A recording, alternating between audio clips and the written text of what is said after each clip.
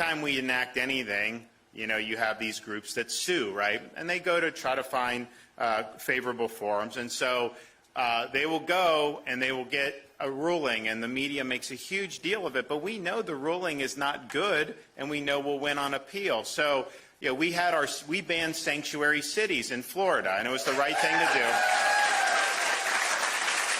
Well, you had groups that sued on this, and they got this decision from this judge, which was outrageous, saying somehow you can't ban sanctuary cities. And so we appealed that, and I think a couple weeks ago, the appeals court reversed that and said you can ban sanctuary cities, and so we won that appeal.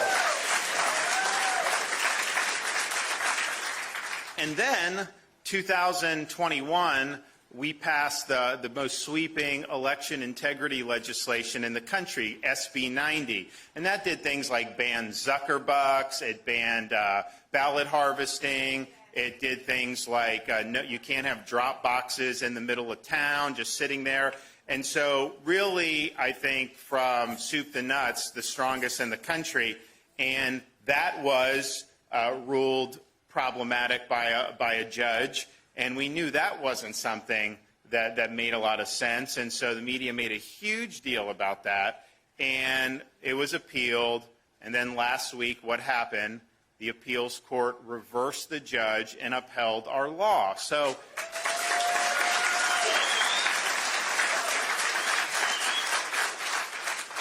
at the end of the day, I mean, we've got a pretty good track record on this stuff. We take these responsibilities very seriously, but you don't get as much media attention when they revert. They love the judges who will go against anything we're doing, and they try to treat them as heroes.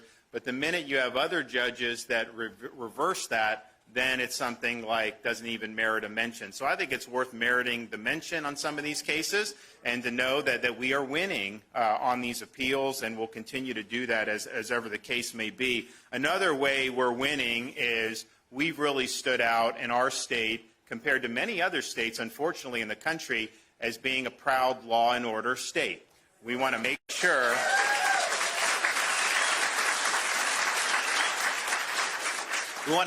that we have safe communities. And so right now, Florida's crime rate is at a 50-year low. Now, that's good, I think, in and of itself, but I think it's all the more impressive when you consider in other jurisdictions around this country, in the last particularly 3 or 4 years, we've seen crime skyrocket. We've seen crime skyrocket in places such that people are causing people to flee these jurisdictions. And if you look at the people that have moved to Florida in the last few years, yeah, we have lower taxes. Yeah, many times we have better weather. Although even that, like some people move from Southern California to Florida. Southern California has the best weather around, and yet they're still moving.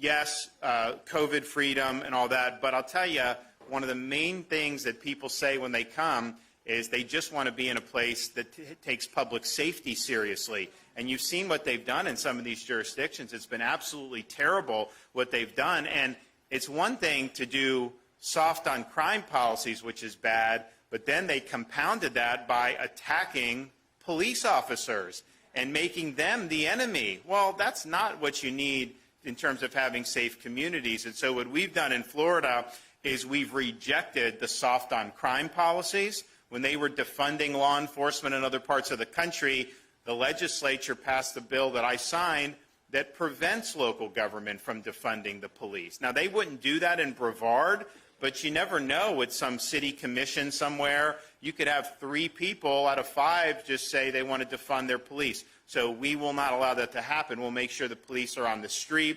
We also said with the rioting, the BLM riots were very, very damaging to this country. If you look at what happened in some of these areas, and some of them have not recovered, some of them may not recover for a long time, if ever, like Minneapolis.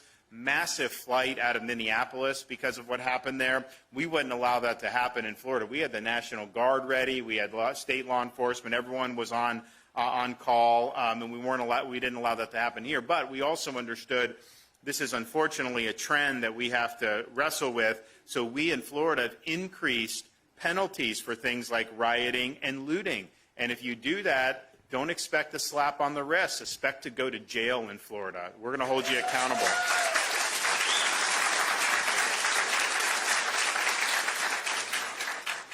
We also looked and said, okay, we're not going to defund law enforcement. We'll actually fund them and then some. And so we did 2 years in a row, 2021 and 2022, where every sworn law enforcement officer in the entire state of Florida received a $1,000.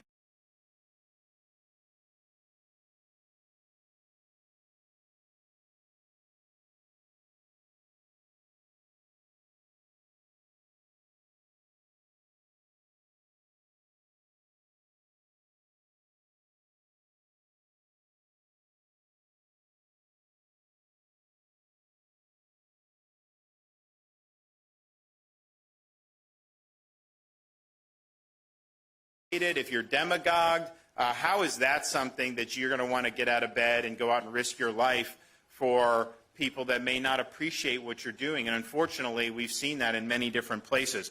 So we said if you come to Florida, or if you're new to the profession from within Florida, but if you come from one of these other agencies and you're qualified, you get a $5,000 signing bonus as a recruitment tool.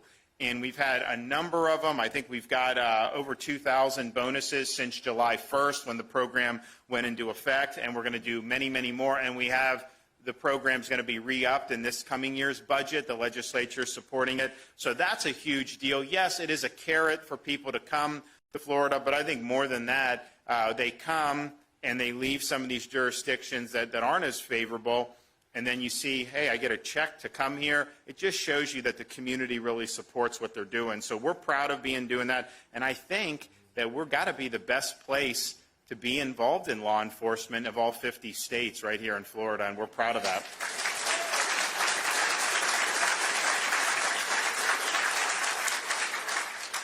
We've also looked to see the problems that are ravaging our communities with respect to fentanyl. And we have enacted legislation to increase penalties for fentanyl dealers. We're going to do more with fentanyl today, which I'll mention in a moment. But we've also helped fight what's going on at the southern border. We sent people down to help Texas in 2021. Of course, we have different operations that we've done with illegal alien relocation and other aspects.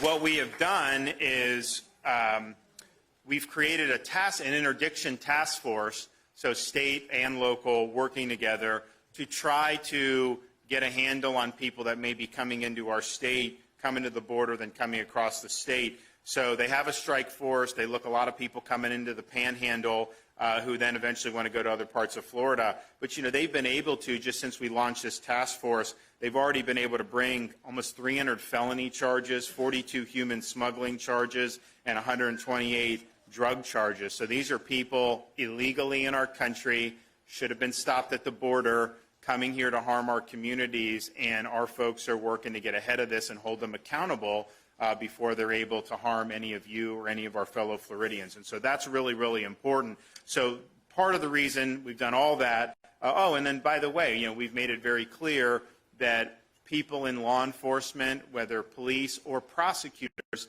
they have a duty to enforce the law. They don't have the ability to ignore the law. And when we've seen that happen, we've taken action and held those people accountable, and we will continue to do that going forward.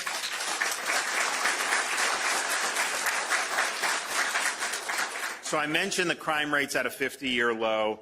Overall crime down almost 10% year over year. Murder down 14% year over year. Burglary down 15% year over year. And robbery down 17% year over year. And so that's important. That's people's lives that are impacted, whether it's their actual life with the murder rate going down, whether it's their quality of life, with the integrity of their property. And so this is really, really important, but especially given the trends in so many other parts of the country are going in the opposite direction. So why are we here today? Well, today we are going to sign a series of bills to keep the momentum going. You can't rest on your laurels if you want to be a law and order state. We've seen just 5 or 10 years ago we thought in the United States that we were not going to have crime spikes because, you had crime spikes for many decades, but the last 20, 30 years up until recently have been relatively low crime. Even in some of these areas like New York City, they did a really good job for many, many years. So we kind of thought that. I think a lot of people got complacent. They started embracing bad policies, and these bad policies really matter, and they do affect your ability to keep people safe. And so we don't want to go down that road. So what we've done is we've looked across the country, where are some of these jurisdictions falling down, and how do we make sure Florida can protect its people against that? One of the worst things that they've done in places like New York and in Illinois is they've done things like eliminate cash bail. So what that means is you'll have somebody commit a criminal offense, they'll come in to face charges, and then they automatically get released back on the street without having to post any type of a bond. And so what you'll end up happening is those people, before they're even brought to trial on their current crimes, they then commit more crimes. And so there's more people that are victimized. You have police officers that have to go out to arrest these people again and risk their lives. And so it's created a culture of recidivism, repeat offenders, and a situation where crime is spiraling out of control. So we do not want that to happen here. Now, of course, we're not going to eliminate cash bail in Florida. Of course not. And those proposals are dead on arrival. However, we also need to do more to fortify, because what happens is you can have cash bail like we do. You can have some judges who are more soft on crime. They can release people unnecessarily. And even though our rates out of low, when you do see criminals, a lot of times they'll have a rap sheet. A lot of times they do get released, and so there's still that work needs to be done. So we believe there should be a uniform bond schedule for the whole state. One judge should not be able to just simply say everybody gets to be let out. And so if you do that and categorize it by offenses, that's going to, I think, standardize things in a way that's going to protect the public. Now, you can't do that under Florida's Constitution directly with legislation. So what this legislation is doing is it's having the Florida Supreme Court establish a uniform statewide bond schedule by the end of this year. So that is going to, I think, prevent some very pro-criminal judges from releasing people back on the street who should not be released without having to post a bond. We're also in the legislation making sure that a chief judge can't lower the amount of bond more than whatever the uniform standard calls for, because there have been movements in different parts of the state where you'd have a chief judge say, oh, we're going to not do cash bail anymore. Well, that's putting the people there at risk, and that's not an appropriate thing for a chief judge to be doing. So we're making sure to handcuff that discretion so that they don't go in a pro-criminal direction. Now, they can do higher if they want to, but they're not going to be able to go below what the Supreme Court has said. We're also going to prohibit a person being released prior to their first appearance if they've been arrested for particularly violent or heinous crimes. And we're also going to authorize a court to revoke pretrial release and order pretrial detention if a defendant violates a condition of pretrial release. And basically, the philosophy behind this is, the people in this room, people are not going to be committing crimes in this room, right? It's only a small subsection of the population that commits the crimes, and they tend to commit crimes over and over again until they're stopped. And so that's what this recognizes, that we don't want to take somebody who is part of the criminal element and just put them right back into circulation where they're able to then commit additional crimes. That puts people in our communities at risk, and that is wrong. So this is what Florida is doing with this detention, pretrial release, and cash bail. This is kind of the anti-New York in terms of what we're doing. They wanted to release. They wanted to basically say that a lot of these crimes should be treated with the slap on the wrist. We're doing the opposite. I mean, we want to protect people from the criminal element, and we've got to use every tool at our disposal to do that. So we will sign that bill in a minute, and I think that will make a big, big difference. The other thing we're doing,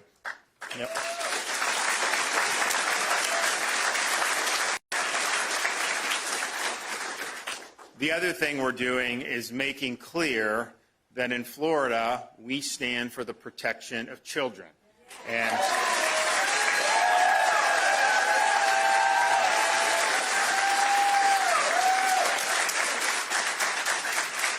And unfortunately, in our society, you have very heinous sex crimes that are committed against children under the age of 12 years old.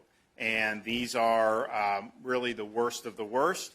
And what happens is the perpetrators of these crimes are oftentimes serial offenders. And if someone does if they rape a child, and these are very young children, sometimes like 6, 7, 8 years old. If they do that once, chances are they will do it again unless they're stopped and unless they're incapacitated. And so we really believe that part of a just society is to have appropriate punishment.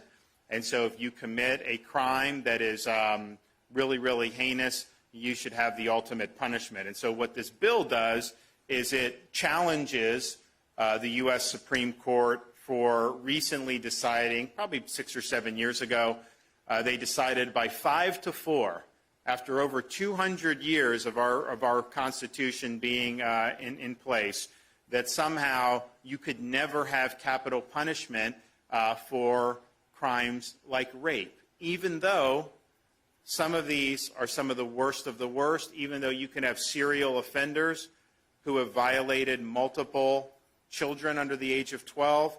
And so we think that that decision was wrong. We think that in the worst of the worst cases, the only appropriate punishment is the ultimate punishment. And so this bill sets up a procedure to be able to challenge that precedent and to be able to say that in Florida, we think that the worst of the worst crimes deserve the worst of the worst punishment. And I think that that's the only thing that's appropriate.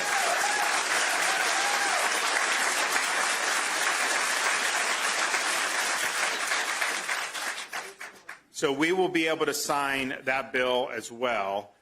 Finally, we have a third bill. And the third bill recognizes we have a major crisis on our hands in this country with respect to the fentanyl that's pouring across our open southern border. And pioneered by China, although the Mexican drug cartels are creating their own more and more frequently, but the drugs are taken by the Mexican drug cartels and they're brought across the southern border. And so we're now in a situation where we had almost 110,000 Americans die from drug overdose in 2022. Most of those were involving fentanyl. And the amount of increase that we've seen just over the last 5 or 6 years has been absolutely astronomical. We are, of course, working a lot of what we're doing by interdicting the people coming into Florida with our task force is focused on making it more difficult for them to get fentanyl in our communities. We did do last year major increases in penalties for people that are dealing fentanyl, which is really, really good. But we have enough fentanyl being brought into our country to kill the entire American population, because it only takes a little bit of fentanyl to be able to kill somebody. And the problem is, you'll have young people that will take something, and they shouldn't be taking some of this stuff. But these are mistakes that if you or I made when we were younger, the chance of us dying was non-existent. They're taking what they think to be drugs, but they end up having fentanyl laced in them, and so they end up overdosing, and they can die from this. And a lot of times they don't even know this is in there. Yes, some people do get addicted to this and have to go back, but you could just have one bad pill or take one bad type of drug and it has the fentanyl in it, and that could be all she wrote. And so the stakes are very, very high when you start talking about fentanyl. That's why part of what we're doing, we're going to talk about the law enforcement end with this bill, and it's important, but you can't do it just with law enforcement. You can't do it just with trying to interdict supply. Yes, you've got to do all that, but you also got to try to educate people about the dangers of this, particularly young people, and you got to try to help people who may become addicted to this. So in Florida, we're doing all of those things. Thanks to the First Lady, my wife Casey, we have a program in Florida that she's pioneered called The Facts Your Future, which is educating our school children about the perils of substance abuse and drug abuse. And she brings in people to schools, videos. We have different athletes that testify about different things, about how important it is to stay clear. But I mean, what it is it's trying to really let these kids know that they're playing Russian roulette with their lives if they're going to be indulging in some of these street drugs. Because with fentanyl out there, you just never know, and clearly you wouldn't want to do fentanyl. So that part of that is the process of educating, try to reduce the demand. Part of it is treating people when they're in situations where they become addicted to this. So we've launched in Florida called the CORE Network, Coordinated Opioid Response Network. And the idea is if somebody is overdosed, they go to the hospital. A lot of times you do this Narcan. You can save them, which is good. The problem is, in a lot of places, what they'll do is they'll take the person, revive them, then just put them on the street, and guess what? They have a relapse. And so then it's just a matter of time before they overdose and die. And so what the CORE Network tries to do is have an intervention to be able to treat them appropriately so that they can kind of moderate their impulses and the addiction and live gainful lives. And so far, and this is a relatively new program, we have a relapse rate, I think, of under 5% of the people that have been involved in that. And so that's really, really good.